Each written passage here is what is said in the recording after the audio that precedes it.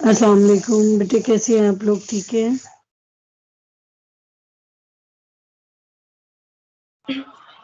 वालेकुम सलाम वालेकुम मैम। सलाम मैम। अच्छा बेटे, आप लोगों की सीआर का मैसेज आया था मुझे कि आज क्लास ना लें, तो मैं आप लोगों की ना क्लास रिकॉर्ड कर देती हूँ। अटेंडेंस में आज आप लोगों की नहीं लूँगी, क्योंकि वो कह रही थी कि शायद मोस्टली बच्चे जो हैं वो नहीं ज्वाइन कर पाएंगे। ठीक है, तो रिकॉर्ड में करके ना, तो रिकॉर्डिंग आपके साथ ग्रुप में शेयर कर देती हूँ। अगर आपने अटेंड करनी है तो यू आर मोस्ट वेलकम। अगर आपने रिकॉर्डिंग लेनी है तो वो भी आप ले सकते हैं। ठीक है?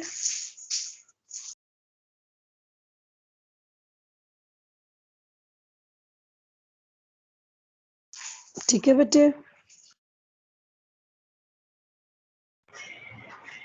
Yes ma'am. ओके। अच्छा, मुझे आप काइंडली बता सकती हैं शुभसा कि लास्ट लेक्चर हमने कहाँ पे छोड़ा था?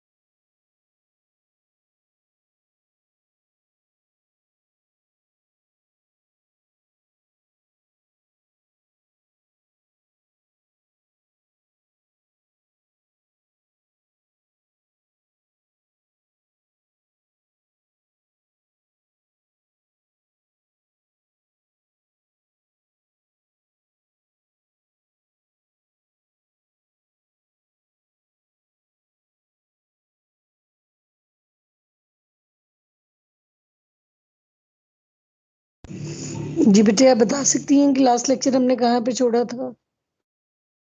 कोई एक स्टूडेंट?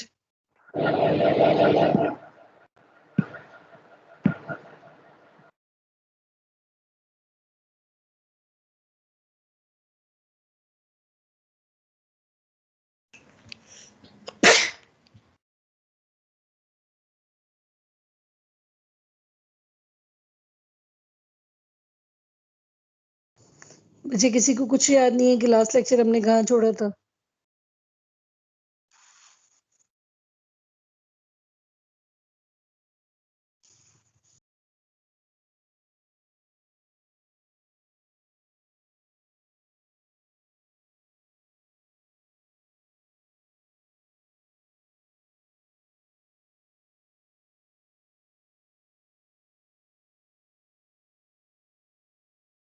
मैम हिस्टोरिकल बैकग्राउंड पढ़ लिया।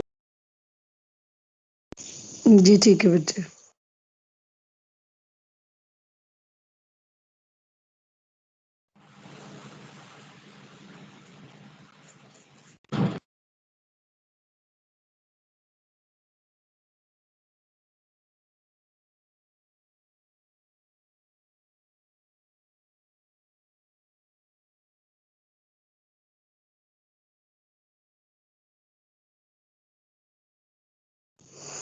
जी क्लास आज हम बात करेंगे रिलेटेड डिसिप्लिन्स एंड प्रैक्टिसेस की। In order to present a clear picture of nature and scope of psychology, it is useful to distinguish it from a few related practices and professions with which it is often confused. अब वो कहते हैं कि कुछ हम लोग क्या करेंगे कि कुछ ऐसे जो हमारे प्रोफेशंस हैं उनसे हम देखते हैं कि साइकोलॉजी किस तरह से डिस्टिंग्विश्ड है। Psychiatry. Psychiatry is from the Greek psyche, meaning mind, and atros, meaning doctor. Is a branch of medicine concerned with mental disorders, their classification, etiology, diagnosis, treatment, and prevention. Anyone intending to qualify as a psychiatrist must first undergo a full medical training and then specialize in psychiatry, which is simply a medical specialism among many others, including cardiology, dermatology, and gynecology. अब जो secretary है ना वो कहते हैं कि ये भी एमबीबीएस के बाद एक स्पेसिफिकेशन यानी स्पेशलाइजेशन है जिसमें डिफरेंट किस्म जैसे कार्डियोलॉजिस्ट होते हैं, डर्माटोलॉजिस्ट होते हैं, गायनोकोलॉजिस्ट होते हैं, इसी तरह से ही साइकेट्रिस्ट होते हैं, ठीक है। बट ये प्रॉपर स्टडी होती है एमबीबीएस के बाद, स्पेशलाइजेशन होती है साइकोलॉजी में, फिर इसको साइकेट्री का नाम दिया जाता है। Psychiatrist are different from psychologist. Psychologist जो हैं वो थेरेप्यूटिक इंटरवेंशंस को देखते हैं, साइकेट्रिस्ट जो है वो मेडिसिन को देखते हैं। Psychology in contrast is not a medical specialism and psychologists are not medically trained. Furthermore, most of psychology is concerned with normal behavior and mental life rather than with mental disorders. A small normal behavior, a small part of academic psychology is, however, concerned with mental disorders. And one of the professions of psychology, clinical psychology, involves the treatment of mentally disordered patients in Britain, the United States, and elsewhere. The work of clinical psychologists has tended over the years to resemble that of psychiatrists more and more closely. Because of their different backgrounds and trainings, however, psychiatrists tend to favor more medically oriented interpretation of mental disorders and more physical forms of treatment than do most clinical psychologists. Basic जो difference है ना वो बेटा medical provision का है कि जो medical medicine है वो बेसिकली साइकेट्रिस्ट जो होते हैं वो प्रिस्क्राइब कर सकते हैं, बट साइकोलॉजिस्ट जो है वो ये ऑथराइज नहीं है कि वो मेडिसिन प्रिस्क्राइब कर सके, और ज्यादातर उनका काम जो है वो थेरेप्यूटिक इंटरवेंशन से होता है rather than medicine. Psychoanalysis is a theory of mental structure and function and a method of psychotherapy based on the writings of Sigmund Freud and his followers. Sigmund Freud was the person who gave us the idea about psychoanalysis. Sigmund Freud ने psychoanalysis की बात की. Psychoanalysis एक पूरा school of thought है जिसमें जो है psychology के different aspects की बात की जाती है. जैसे psychosexual stages की बात की जाती है कि इंसान के अंदर 5 तरह की stages होती हैं जो कि इंसान की यानी साइकोसेक्सुअल स्टेजेस का नाम दिया उन्हें. फिर ईगो डिफेंस मैकेनिज्म की बात की सिगमंड फ्रॉइड ने कि हम किस किस तरह से अपनी ईगो को डिफेंड करने की कोशिश करते हैं. फिर पर्सनालिटी स्ट्रक्चर्स की बात की, इड ईगो सुपर ईगो की बात की कि किस तरह से हमारे अंदर इड प्लेयर प्रिंसिपल पे काम करती है, ईगो जो है वो रियलिटी प्रिंसिपल पे काम करती है, और सुपर ईगो जो होती है वो मॉरल प्रिंसिपल पे काम करती है. बेसिकली साइको एनालिसिस जो है ना वो एक कंप्लीट पैकेज है जो कि एक इंसान को मुकम्मल तौर पे बयान करता है. अब वो कहते हैं कि साइकोलॉजी जो है वो साइको एनालिसिस से किस तरह से डिफरेंट है. As a theory psychoanalysis focuses primarily on unconscious mental processes, यानी अनकॉन्शियस की बात भी जो है वो सिगमंड फ्रॉइड करते थे कि दो तरह का हमारे अंदर दो तरह की जो है वो अवेयरनेस पाई जाती है. एक होता है हमारा शऊर और एक होता है लाशऊर. शऊर होता है जो कि हमारी at the time of awareness we are available, we are present, we respond to things, we listen to things, we pay attention towards things. ये बेसिकली आपकी कॉन्शियस अवेयरनेस है, यानी आप सामने मौजूद हैं, ये आपकी आगाही है. लेकिन अगर आप किसी चीज के बारे में सोच नहीं रहे हैं, सो रहे हैं, या फिर कुछ और किसी और थॉट में मुब्तला है, तो वो आपकी अनकॉन्शियस स्टेट होती है. कहते हम कहते हैं ना sorry I was not conscious, या फिर आप कहते हैं कि I was not consciously aware about it, कि मैं इस चीज के बारे में जो है मुझे नहीं पता था, मुझे शऊरी तौर पे मैं इस चीज के बारे में आगाह नहीं थी. ठीक है, तो वो कहते हैं कि ये जो साइको एनालिसिस है ना ये बेसिकली अनकॉन्शियस मेंटल प्रोसेसेस पे बेस करती है इन वेरियस डिफेंस मैकेनिज्म्स.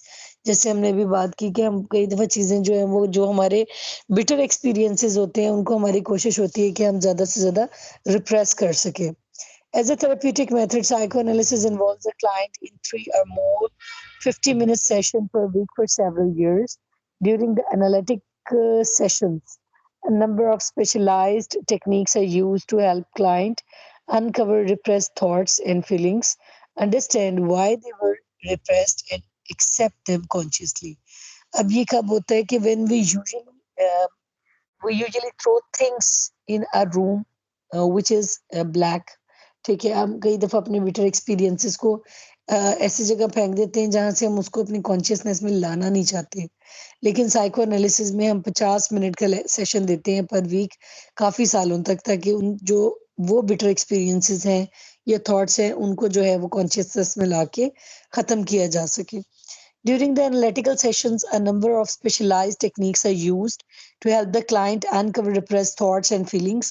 अब उसको बेशुमार टेक्निक्स जो है वो कराई जाती हैं जिसके ज़रिए से जो थॉट्स अनएक्सेप्टेड होती हैं या जिसको हम एक्सेप्ट खुद नहीं करना चाह रहे होते या जिनको हम रिप्रेस कर चुके होते हैं उनको हम फिर अपने कॉन्शियसनेस में ले आते हैं।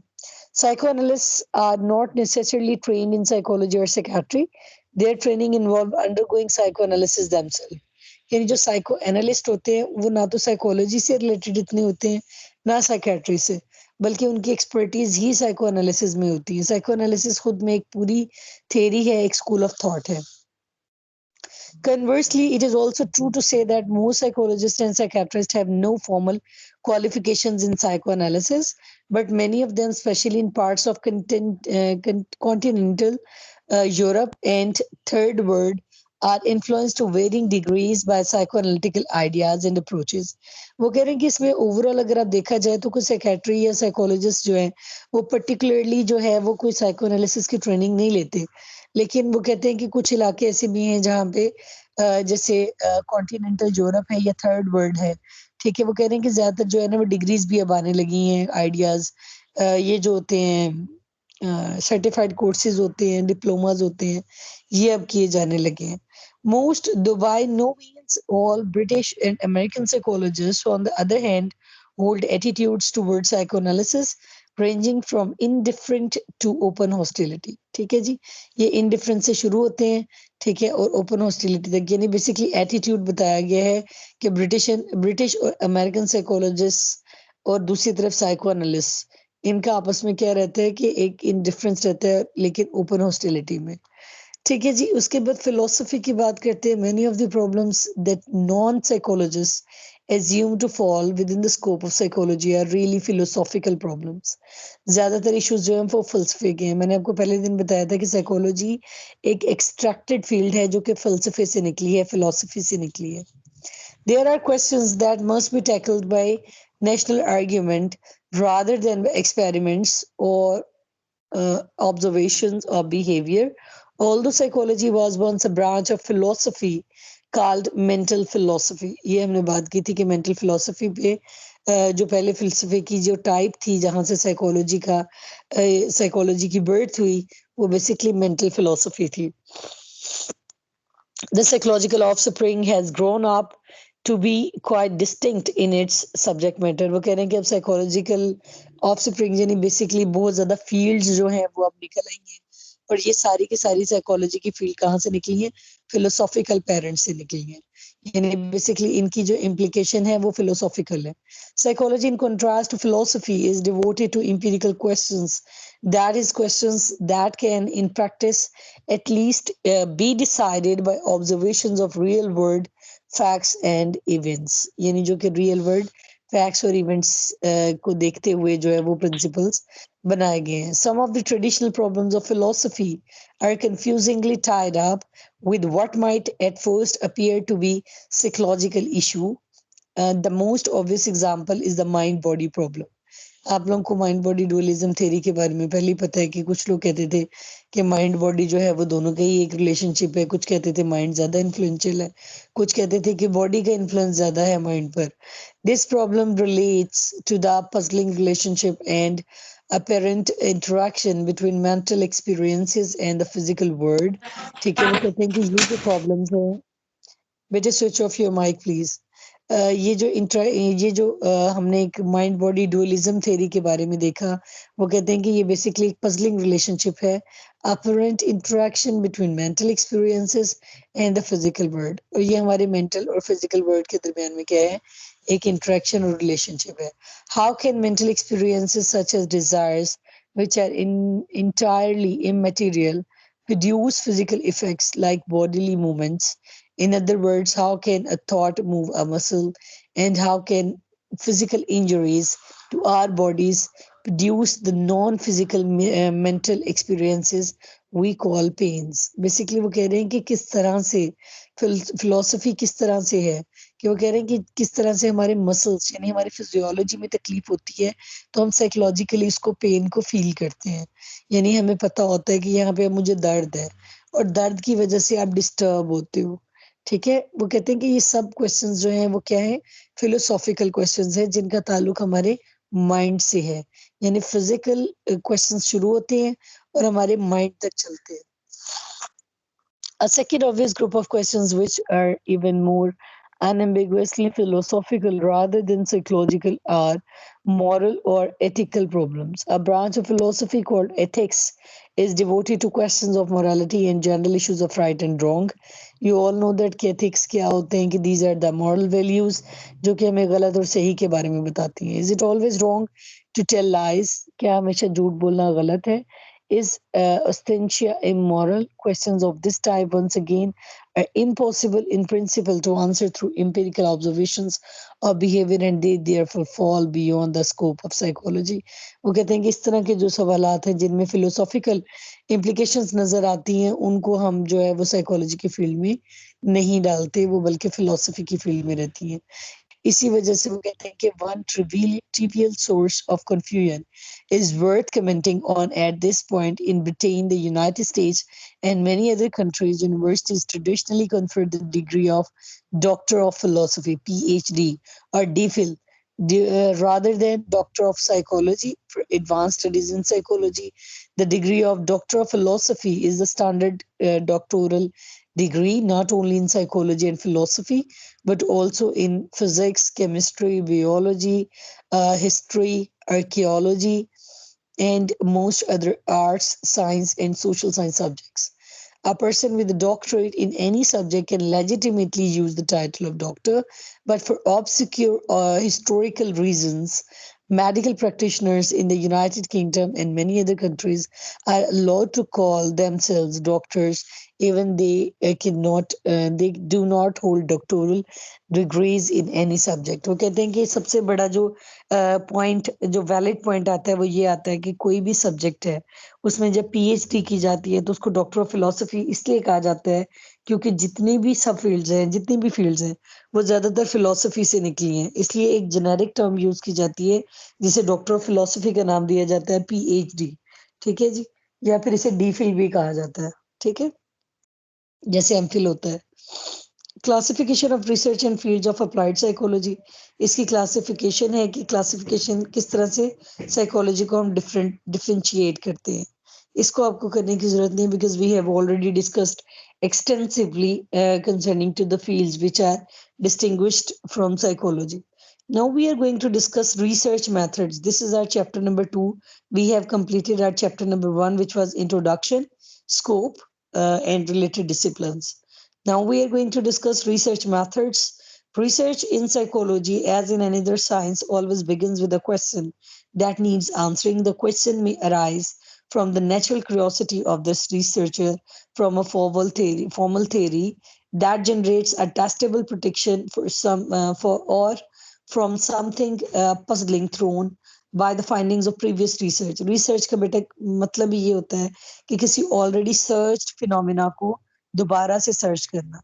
अब वो कहते हैं कि जैसा बाकी सारी फील्ड्स में होता है कि डिफरेंट रिसर्च मेथड्स इस्तेमाल किए जाते हैं और उनके थ्रू हम लोग डेटा इकट्ठा करते हैं, उसी तरह से क्योंकि साइकोलॉजी भी एक साइंस है और टेस्टेबल थ्योरीज होती हैं, इसकी टेस्टेबल प्रेडिक्शंस होती हैं, तो इस तरह से हम क्या करते हैं कि इसको भी प्रूव करते हैं through experiments and we use to collect data through different modes. Different research methods के जरिए से हम लोग रिसर्च के डेटा जो है वो कलेक्ट करते हैं।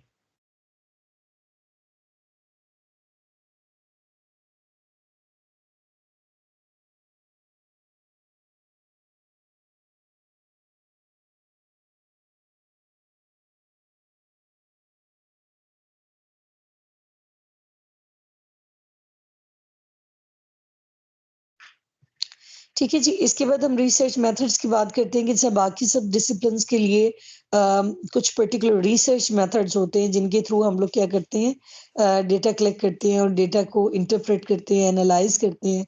इसी तरह से ही हम लोग रिसर्च मेथोडोलॉजी यूज करते हैं साइकोलॉजी में भी, provided that it relates to behaviour और मेंटल एक्सपीरियंसेस। वो कहते हैं कि जैसे साइकोलॉजी जो है वो बिहेवियर और मेंटल एक्सपीरियंसेस से बिलोंग करती है and is an empirical question that can be tackled by collecting objective evidence. It is a legitimate problem for psychological research. What follows is a brief outline of the main research methods used in psychology, जिनकी details हम यहाँ पे देखते हैं। सबसे पहले आता है नेचुरलिस्टिक ऑब्जर्वेशन। सॉरी, पहले केस स्टडी लिखा हुआ है इन्होंने। केस स्टडी मेथड क्या होता है? A case study is a case study, आपको नाम से ही पता चल रहा है कि जिसमें हम किसी एक केस को मुकम्मल तौर पे स्टडी करते हैं। उसमें उसकी हिस्ट्री आ जाती है, फैमिलियल बैकग्राउंड आ जाता है, मेडिकल हिस्ट्री आ जाती है, साइकोलॉजिकल हिस्ट्री आ जाती है। मतलब ये है कि एक केस की मुकम्मल हिस्ट्री की क्या होता रहा, क्या ट्रीटमेंट चलता रहा, क्या एक्यूट सिम्टम्स हैं या क्रोनिक सिम्टम्स हैं, हर तरह से हम लोग उसको जो है वो एवेलुएट करते हैं। A case study is relatively primitive research method in psychology. It involves a detailed investigation of a single individual or occasionally a single social organization. मतलब ये है कि या तो हम किसी एक पर्सन से रिलेटेड या फिर सिंगल ऑर्गेनाइजेशन को जब स्टडी करते हैं तो उसको केस स्टडी कहा जाता है। Research of this kind is common in abnormal psychology. वो कहते हैं कि ये रिसर्च जो है वो एबनॉर्मल साइकोलॉजी में कॉमन है, comparatively rare in other branches of the discipline. The data reported in case studies may be derived from interviews,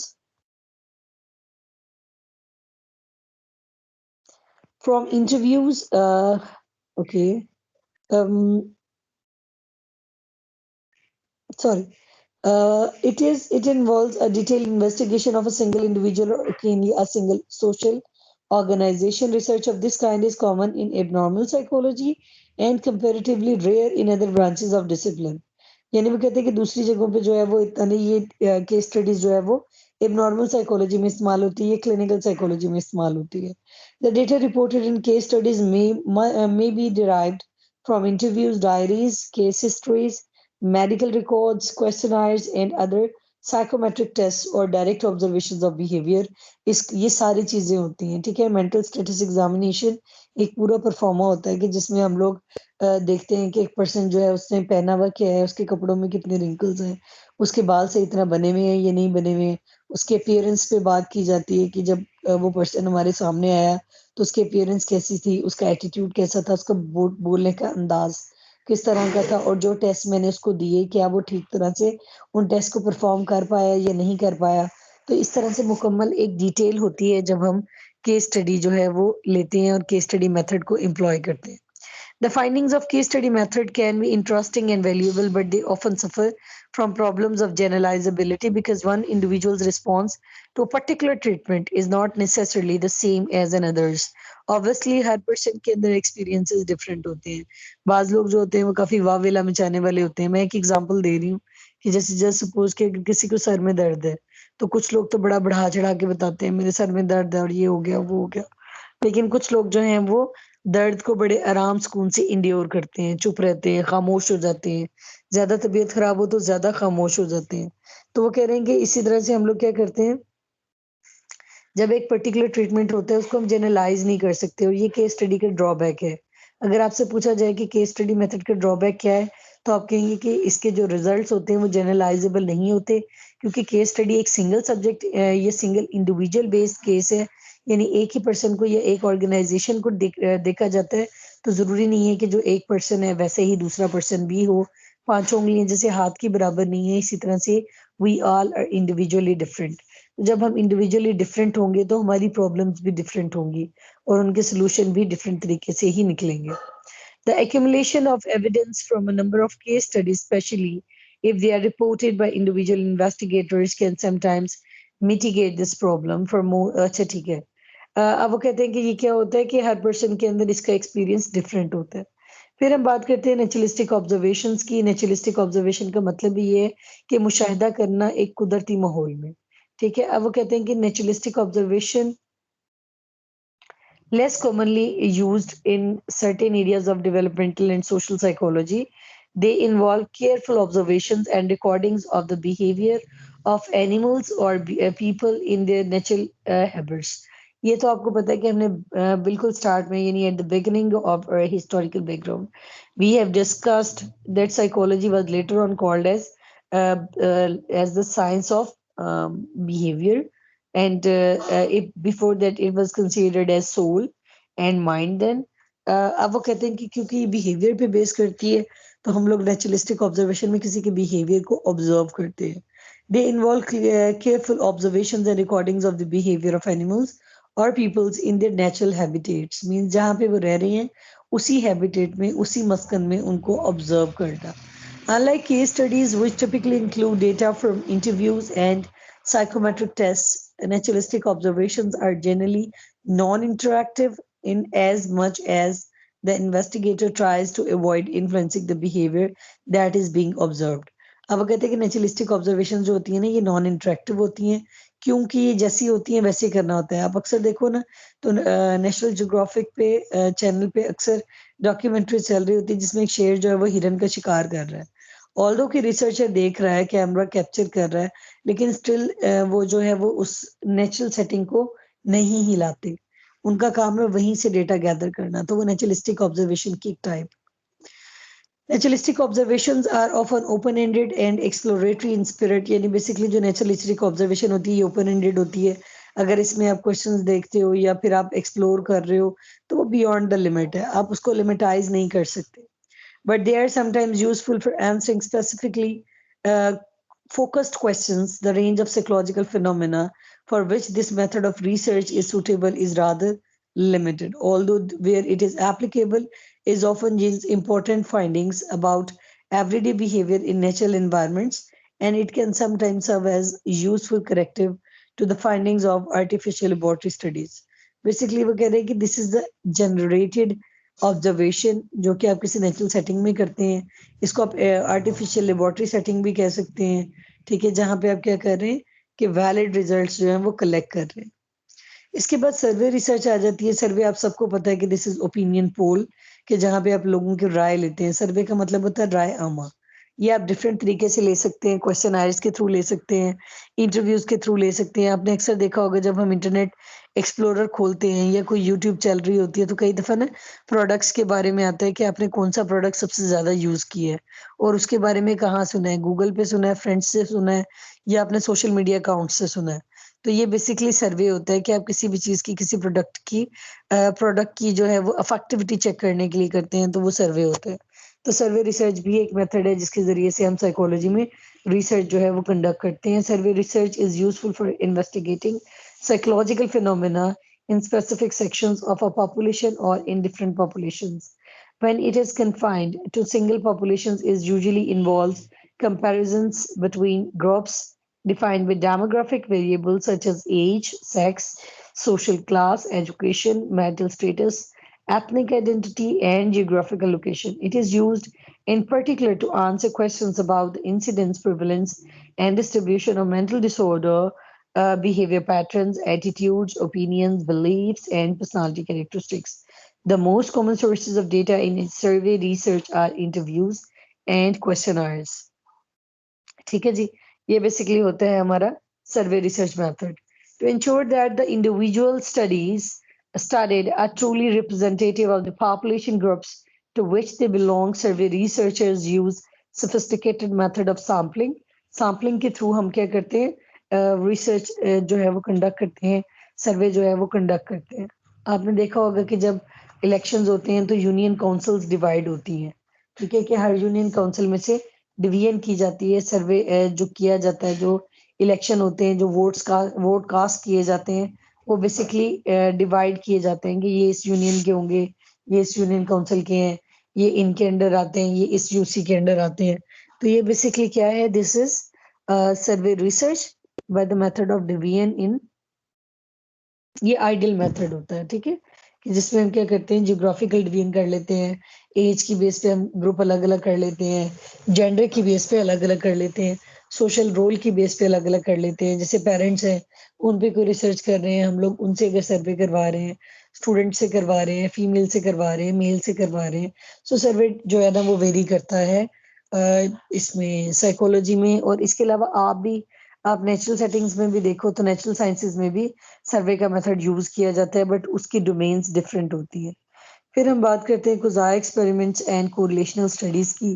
Kozai experiments resemble controlled experiments insofar as they are designed to answer questions about cause and effect. यानी हम किसी phenomena को देखते हैं कि उसके होने की वजह क्या है और उसकी वजह से क्या इफेक्ट हो रहा है, but they lack the full control of conjectured causes and extraneous variables that is characteristics of controlled experiments. वो कहते हैं कि Kozai experimental design जो है this is also a resemblance of controlled experiment जहाँ पे आप extraneous variables को control कर सकते हैं. फिर हम बात करते हैं correlational research की. इसमें क्या होता है कि हम लोग एक नॉन कॉजल क्वेश्चंस को about relationship between variables intelligence and creativity introversion and self esteem कहते हैं कि हम कोरिलेट करते हैं किसी एक वेरिएबल को दूसरे के साथ कोरिलेट करते हैं. जैसे जेंडर एंड वर्बल एबिलिटी की बात की जा रही है कि फीमेल ज्यादा बातें करती हैं या मेल ज्यादा बातें करते हैं. तो ये क्या है कि ये एक कंपैरिजन है, ये कोरिलेशन है. आप देखते हो कि जी जेंडर डिफरेंसेस हैं या नहीं है. तो हम लोग जैसे कहते हैं ना कि दो खवातीन बैठी हैं और वो चुप है, ये सबसे बड़ा जोक है दुनिया का. ठीक है, तो ये बेसिकली कोरिलेशनल स्टडीज होती हैं कि जिसमें आप एक ग्रुप को दूसरे के साथ कोरिलेट करके देखते हैं. फिर हम बात करते हैं कंट्रोल्ड एक्सपेरिमेंट्स की. ये आप सबको पहले ही पता है कि लेबोरेटरी में जितने भी होते हैं ये कंट्रोल्ड एक्सपेरिमेंट्स होते हैं, जैसे कि आप सब लोग करते हैं. आपके अंदर लैब के अंदर हर फैसिलिटी अवेलेबल होती है, या आप जब एनिमल सैंपल्स लेते हो तो आप वो देखते हो. ठीक है, more over I am not sure about natural sciences research, लेकिन जब हम मैट्रिक में करते थे तो वो हम लेबोरेटरी में करते थे, पर्टिकुलर इंस्ट्रूमेंट्स के साथ करते थे और एक्सट्रेनियस वेरिएबल्स को कंट्रोल भी कर सकते थे, इसलिए उनको कंट्रोल्ड एक्सपेरिमेंट्स कहा जाता है. उसके अलावा मोर ओवर हम वेरिएबल्स की बात करते हैं तो वेरिएबल आपको पता है कि 3 तरह के होते हैं. इंडिपेंडेंट वेरिएबल होते हैं, डिपेंडेंट वेरिएबल होते हैं, एक्सट्रेनियस वेरिएबल होते हैं. इंडिपेंडेंट वेरिएबल होता है कि किसी चीज का किसी दूसरे पे इफेक्ट देखना. तो जो इफेक्ट आप किसी दूसरे पे देखोगे वो बेसिकली होगा इंडिपेंडेंट वेरिएबल, जो कि मैं रिसर्चर उसको मैनिपुलेट करेगा.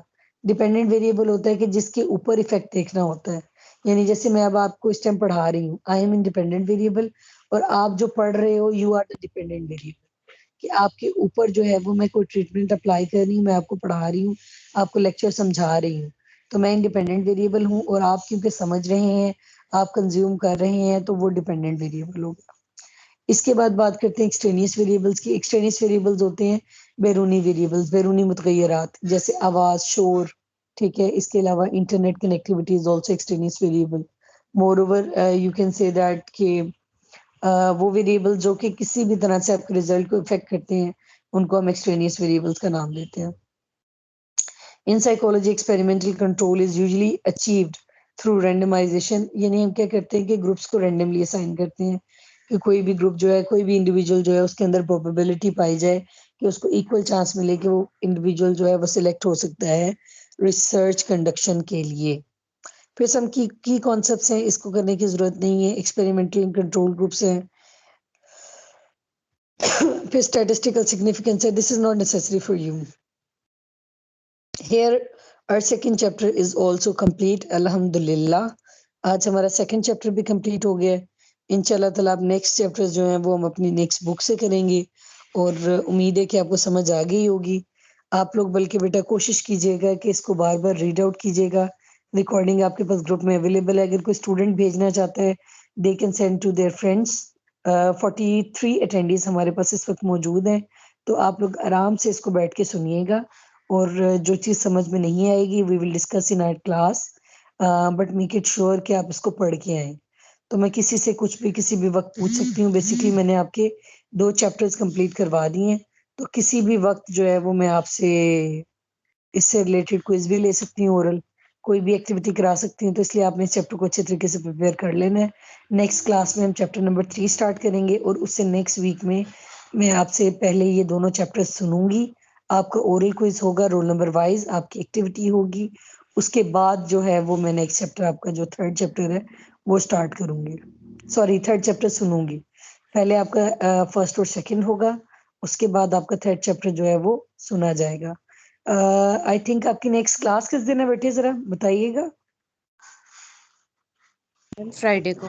फ्राइडे को. इनफैक्ट फ्राइडे को इंशाल्लाह ताला जो है ना वो मैं आपसे चैप्टर नंबर 1 और चैप्टर नंबर 2 ओरली सुनूंगी, और आपके इसके मार्क्स भी होंगे. मार्क्स जो है वो मैं उस दिन डिसाइड करूंगी कि आपकी इस एक्टिविटी के हमने कितने मार्क्स रखने हैं.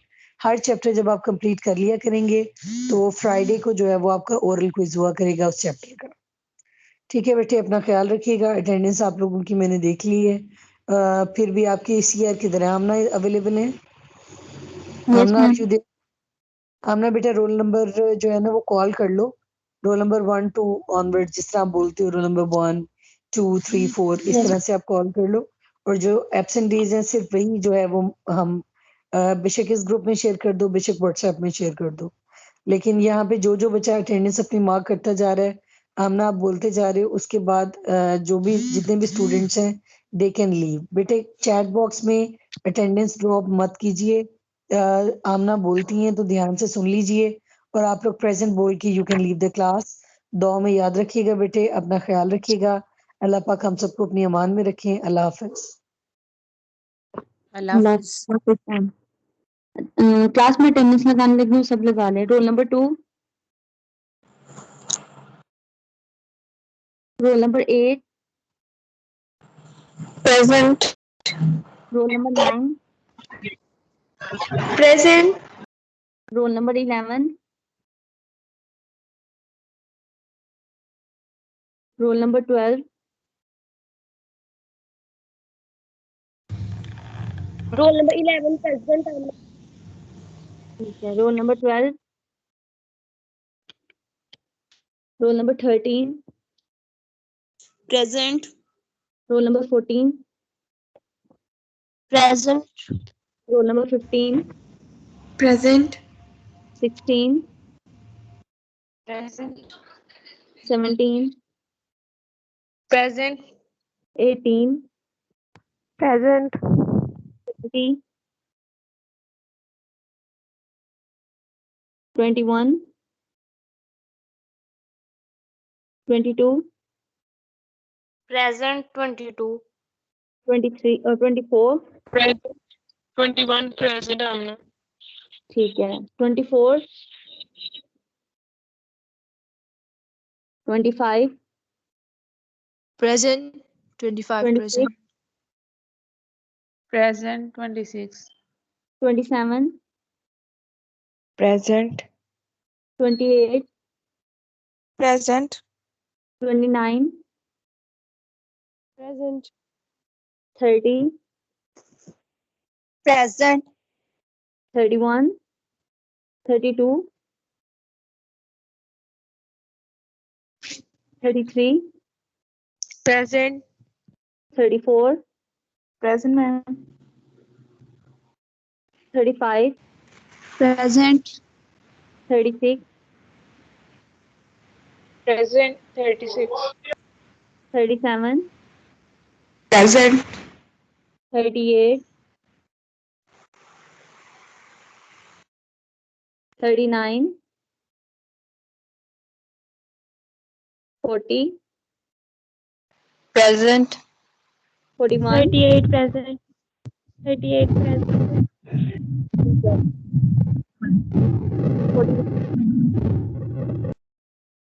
42, Present. 42. Present. 43,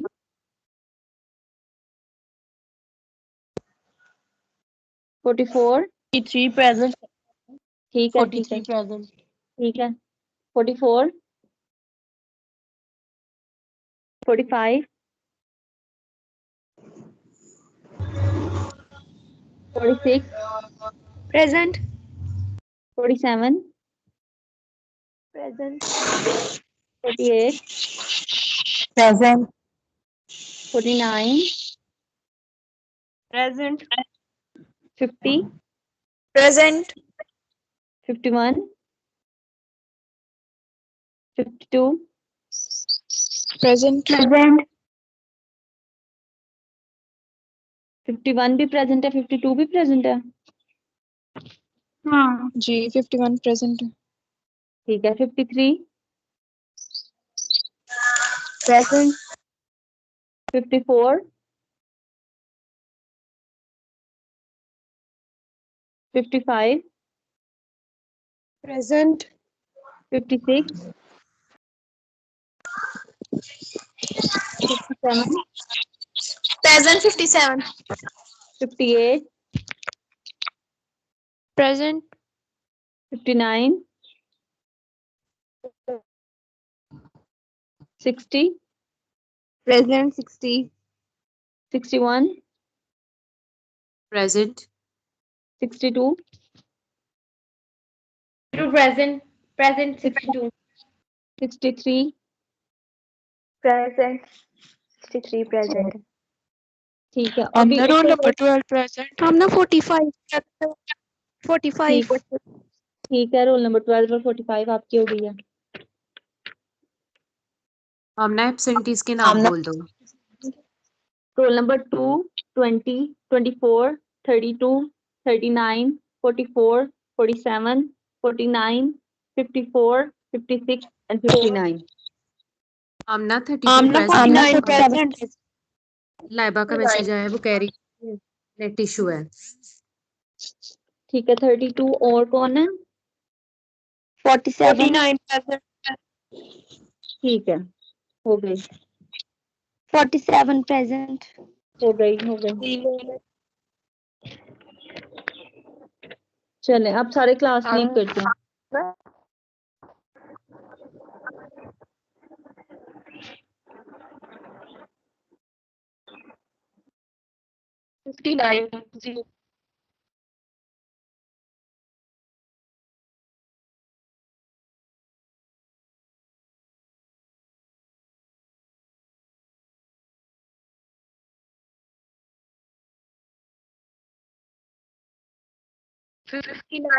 Present.